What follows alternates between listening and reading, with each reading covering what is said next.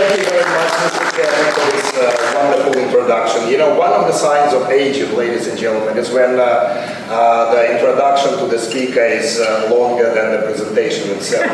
So, ladies and gentlemen, first of all, I would like, on behalf of the European Wellness Biomedical Group, thank the organizers of this conference for this wonderful opportunity for all of us to meet on a yearly basis, share and exchange knowledge and experience. It's absolutely great and fantastic to see new faces here, and it's a great pleasure and delight to meet old friends. I'm representing the European Wellness Biomedical Group today, yesterday, and tomorrow, every day, 24/7. We have 3 divisions: research and development, where we develop new products for biological and regenerative medicine, and we conduct clinical trials. We have a clinical branch which runs and operates medical facilities in various continents, 40 over the number as of today, and we have the educational branch, European Wellness Academy, and today I'm going to talk about mitochondrial medicine. It's a very narrow topic as a treatment modality. However, it involves and it's associated, related to a very broad spectrum of disorders or diseases of aging. This presentation is for educational purposes only. Don't try to repeat it at home, just do it in a medical facility.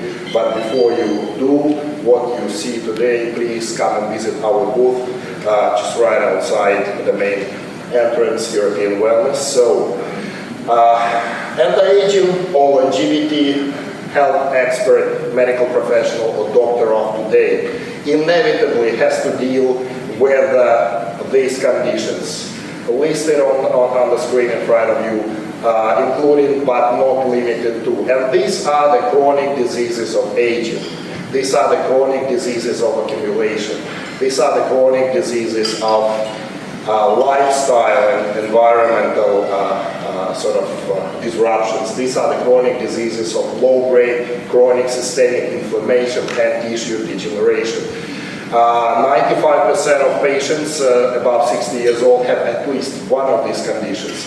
65% of patients have 2 or more. So if you are the anti-aging or longevity doctor, it is impossible for you to avoid tackling and dealing with these multiple systemic conditions, which may seem different in its nature. However, the basis, the foundation of these disorders are absolutely the same, and they're known as the subcellular pathologies, drivers of chronic diseases of aging, aka drivers of aging, or the 7 pillars of aging, and in different variations, but they are presented here. It's a pro-inflammatory change in the glycation, it's an impaired oxidative stress, insulin resistance, membrane instability, chronic systemic low-grade inflammation, impaired methylation, epigenetic shifts, and impaired autophagy, like speaking about the cardiomyopathy.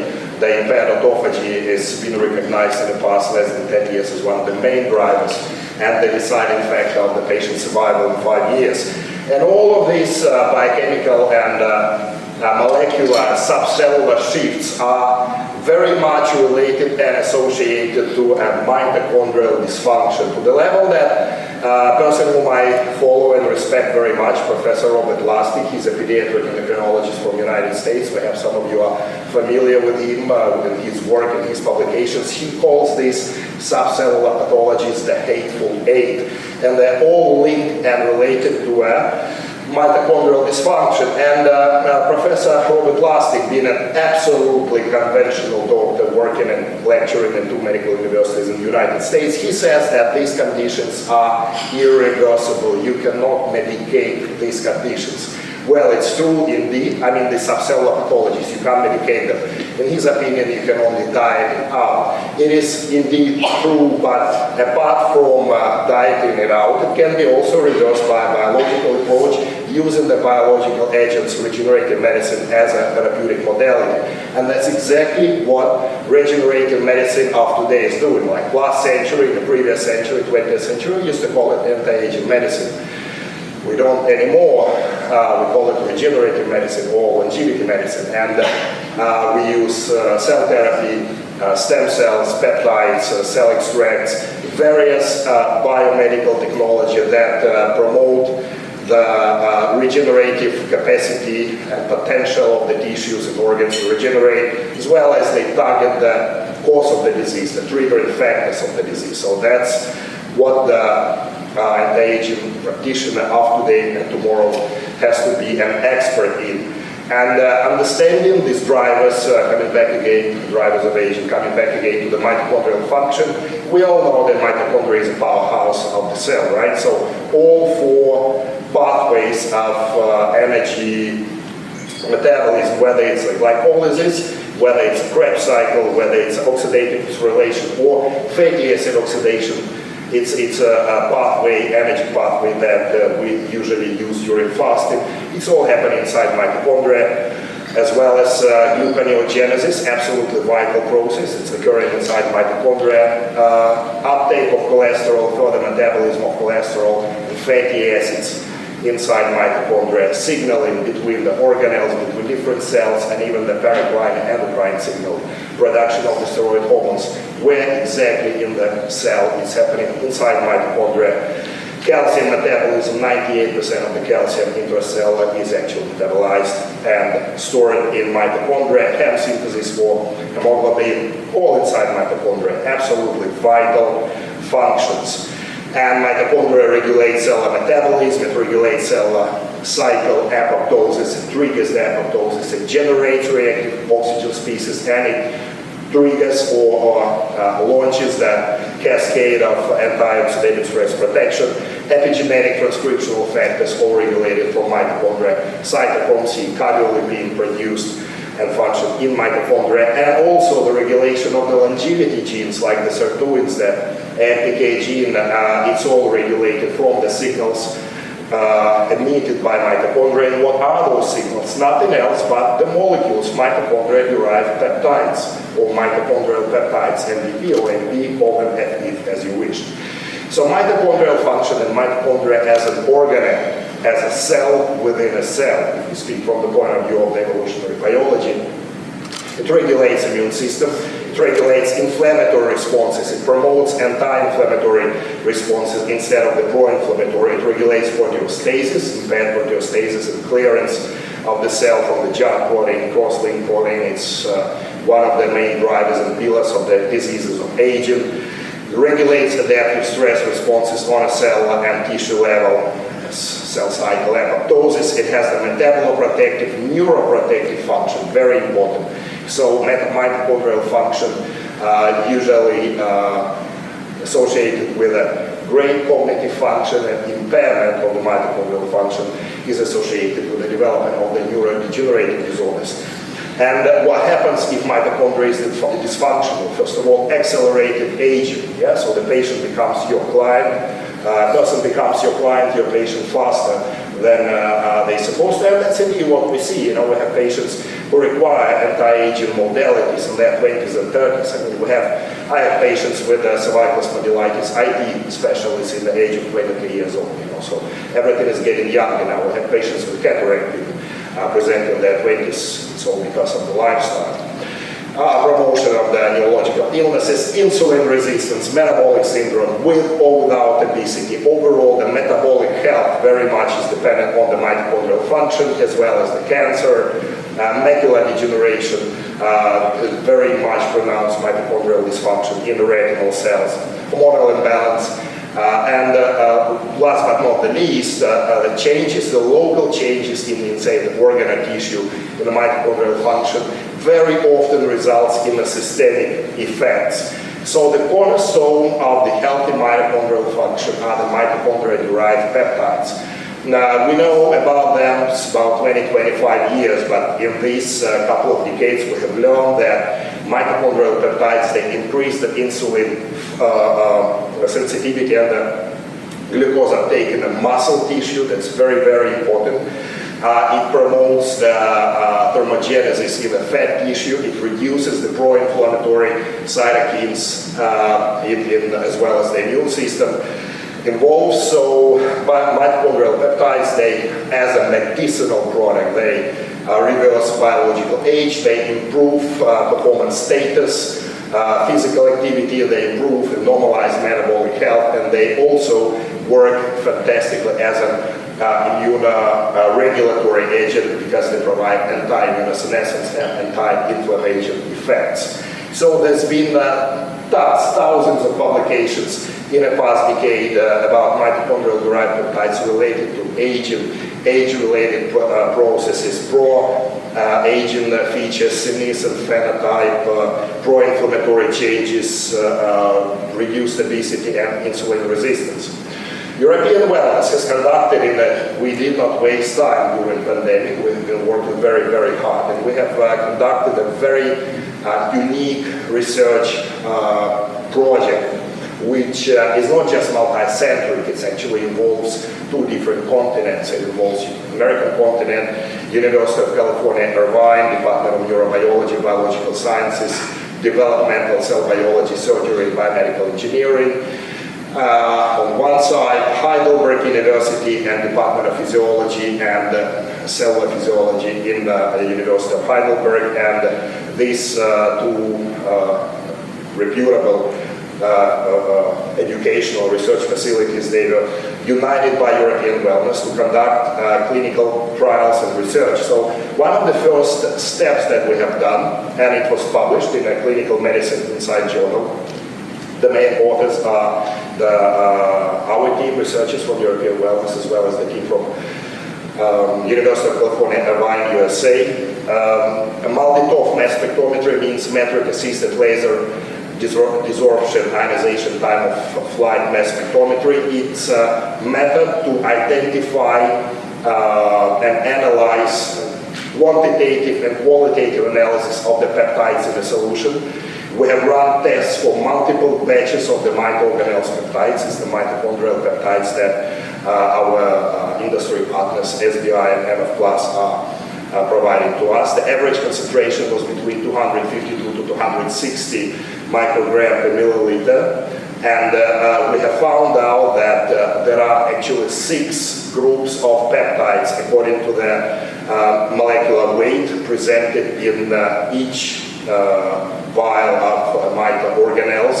This data was confirmed in the Heidelberg University. Heidelberg run the spectrometry as well, and they've confirmed the molecular weight and the grouping of these peptides. And we have done the safety study.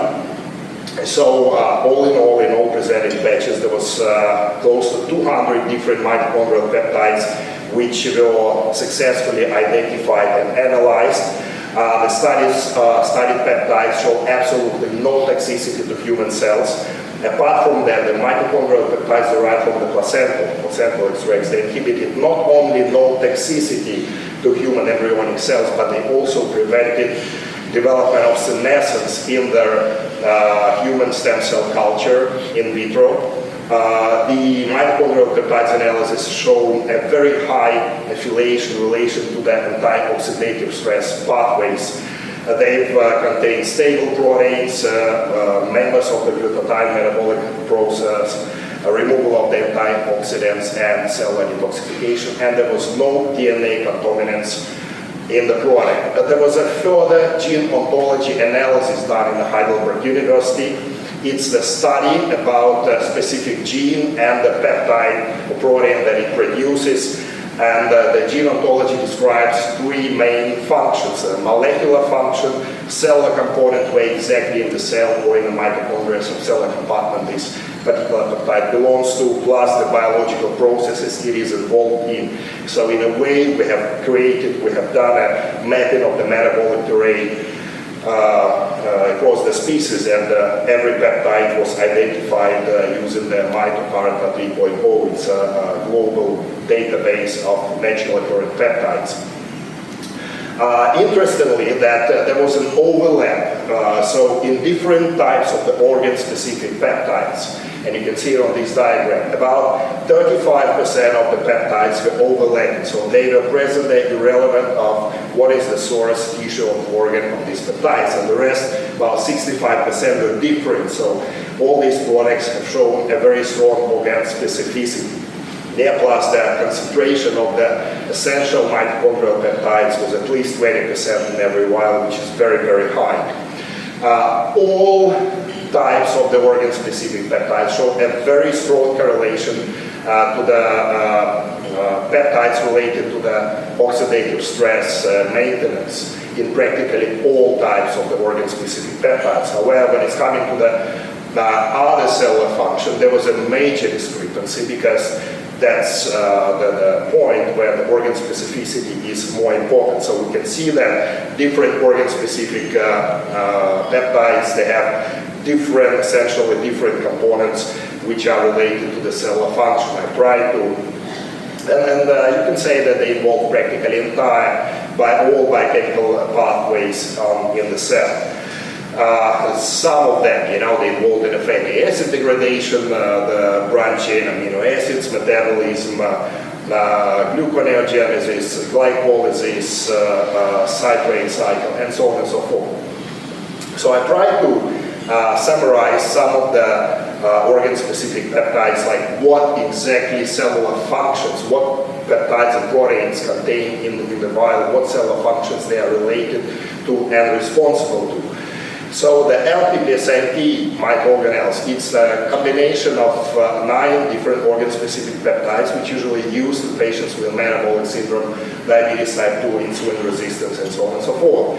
We have found out that the cellular functions that the active ingredients are related to are mostly modulating or promoting the activation of autophagy, stimulation of mitochondrial biogenesis, activation, modulation of antioxidant defenses, regulation of fatty acid metabolism, promoters of insulin sensitivity, and increased glucose uptake. Hence, the clinical applications of these peptides are all types of metabolic syndrome, with or without obesity, diabetes type 2 and its various complications, non-alcoholic fatty liver disease, dyslipidemia, and even gestational diabetes.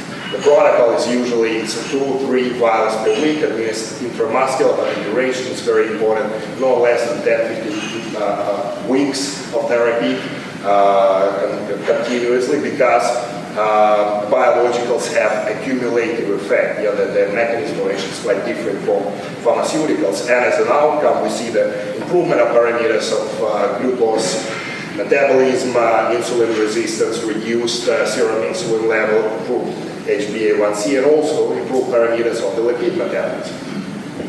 There's a reduction of the non-alcoholic fatty liver disease also, which is been noted, detected on the ultrasound, before and after the course of treatment.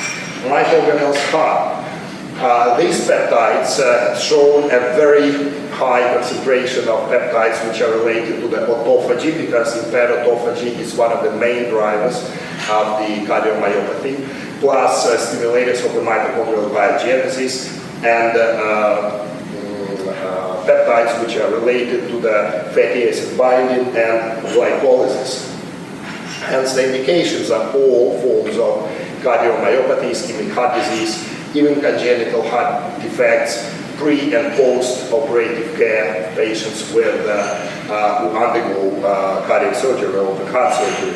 It can be and is successfully used concurrently with other treatment modalities, such as the high dose of the coenzyme Q10, copoxylates, meldonium, GHRP6, hexarenin, stem cell therapy, ECP, hyperbaric oxygenation, and so on and so forth. So in a combination, it really makes wonders. We see the improvement of the ejection fraction in patients within the first 2-3 months quite significantly, and improvement of symptoms, reduction of shortness of breath, better performance status, less chest discomfort, longer walking distance, less pedal edema, and less cyanosis if there is such in patients. Mitochondrial CNS, the neuropeptides, neurotropic factor and other growth factors which are related to the neural tissue, shows a significant relation to the pathways of the energy production and the insulin sensitivity and the glucose uptake. And as we know, decreased glucose metabolism, insulin resistance are the actual drivers of the dementia and neurodegenerative diseases in general, and specifically Alzheimer's disease. So the indications are all forms of neurodegenerative and neurodevelopmental disorders, such as different syndromes, spectrum, the autism spectrum, as well as patients post-stroke. Usually it is also prescribed for a longer duration, about at least 15 weeks, 2 to 3 times per week. However, for the management of the post-stroke, it can be started as soon as the patient is stable, vital signs are stable, patient is back to the ward. So basically, speaking, between 4 to 30 days after the acute event would be the ideal time to start the neuropeptides to promote a faster recovery from neurologic deficit. It can be also combined with other types of xenogenic products like the cerebralizine, with the microextracts, hyperbaric oxygenation, transcranial stimulation, stem cell therapy, theta chamber, sensorial deprivation chamber, and electrostimulation. We have products which are specifically formulated for general wellness and anti-aging, male and female rejuvenation. These are not specifically like a therapeutic products, it's more like a wellness, a holistic wellness product, which contain at this moment 12 different organ-specific peptides in one vial. We have done a study on volunteers. The inclusion criteria was presence at least one of the chronic age-related disorders, and none of the patients were in acute state, so it's the same clients, the same patients as present to your facilities on a daily basis. We have seen that a very good clinical response. There was no allergic reactions, no adverse reactions. There was a synergetic effect with the medications that we're on. We managed to enhance the efficacy of the medications which are regulating the glucose metabolism and the lipid metabolism. Some of the medications, so the dose of medications was reduced. The statins, we try to reduce the use of the statins as much as possible or stop using them completely. And we have run tests to check the anti-oxidative stress and the system of the anti-oxidative protection before and after. We have seen that humanin is one of the well-researched and most crucial and vital mitochondrial peptides, perhaps you read about it, has been tremendously reduced before treatment, and it almost increased by double after treatment. In fact, it has increased from 123 to 206 picogram per milliliter, as well as the fraction of small humanin-like peptides, which are also responsible for insulin sensitivity, increased after 10 weeks of treatment, 12 weeks of treatment. We have run the test for the superoxide dismutase 2, which is the SOD mitochondrial type, second type, and the catalase as well. We have run the test for the reduced glutathione assay before and after treatment. There was a 32% increase of the glutathione without use of the glutathione as a therapeutic agent after the treatment. Superoxide dismutase, super essential mitochondrial antioxidative molecule which protects from the superoxide anions. We have seen that with the increase by 62% after treatment of the super SOD2, we also seen the reduction of other pro-inflammatory markers, reduction of the ESR, CRP, and ferritin levels. Catalase is a crucial antioxidant enzyme which breaks down the hydrogen peroxide, and the impairment of the catalase is very much linked to diabetes, and especially the development of the complication of diabetes, and also wide range of neurodegenerative disorders, including the Parkinson's disease and Alzheimer's disease. These are crucial components. The impairment of the catalase is met in practically 100% of patients with neurodegenerative conditions. We have seen an 85% increase after 12 weeks of treatment. It's really fantastic. I'm almost done, and let's talk about future, right? So the future is the experimental data, further research, animal research that was done again, going back to the University of California, Irvine. And they've conducted a trial and published it, which is called Protective Effects of Stem Cell-Derived Peptides in Preventing Autoimmune Diabetes in Non-Diabetic Mouse Model. So what was done? It was a classical diabetes-induced animal model of the disease. Then further, microorganelles human dose, which is 7 microgram per kilogram of body weight, was scaled down to the body weight of the mouse. The product was administered twice a week subcutaneously over the span of 17 weeks, and it was a control study. So there was a control group, the saline group as a control. The blood glucose measurements were done regularly within the span of the 17 weeks and follow-up after the trial was over. And also we ran the cytokine panel to see the comparison of the cytokines in MO microorganelles treated group and the control group. What have we seen? We have seen that one of the classical cytokines that is measured in the animal model of diabetes or streptozotocin-induced mouse model of type 1 diabetes is EPO, the erythropoietin, because during the late stages of fetal development, EPO specifically in a pancreatic tissue, it plays a very important anti-apoptotic, proliferative, anti-inflammatory, and angiogenic effects, and it increases and stimulates the production of insulin and the maturation of the islets of the pancreas so that they are capable of insulin production once after the fetal stage. So we have seen a 90% increase of the EPO in the microorganelles in treated mice.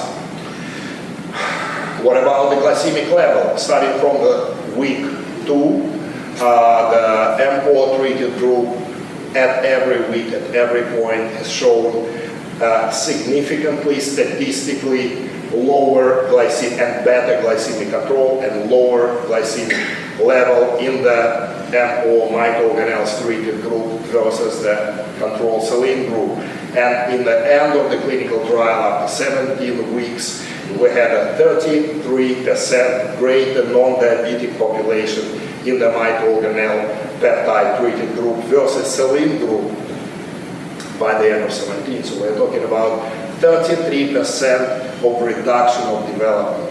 100% of them supposed to develop diabetes in that model. 33% of them did not develop diabetes as a result of the use of the microorganelle peptides in treatment of those mice. So for more information, please visit our booth just right outside there, visit our websites. You can find out more information about the events, educational events. By the way, we've just run a seminar for doctors from 15 countries, last weekend here in Malaysia, in Kuala, and you can check out our academy for the upcoming events and European Wellness for the testimony. And thank you very much for attention. Please remember that neither you nor your patients have to get old and deteriorate as you age if you are with European Wellness. Thank you very much for your attention. And thank you so much, Dr. Dmytro.